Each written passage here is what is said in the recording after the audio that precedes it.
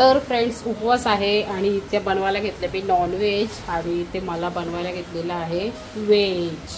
तर काय करणार, उपवासामध्ये करावंच लागतो।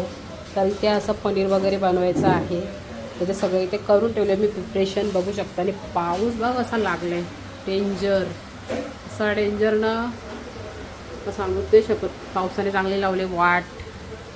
तर मला बनवणार आहे पनीरची भाजी। करून ठेवले मी टोमॅटोची प्युरी, कांदा कट केला आहे, कोथिंबीर, अद्रक लसणाची पेस्ट, तिथे मिरचीची पेस्ट, असं सगळं करून घेतलेलं आहे। आता मी घेते पनीर फ्राय करून।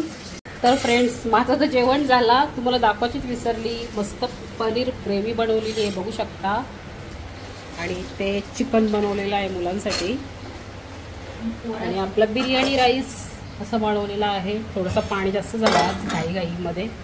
तर इथे काकडी, कांदा, लिंबू घेतलेला आहे आणि माझी चालू आहे किचनची सफाई। पावसात बघा फ्रेंड्स बिचारे पक्षी कसे बसलेले आहेत।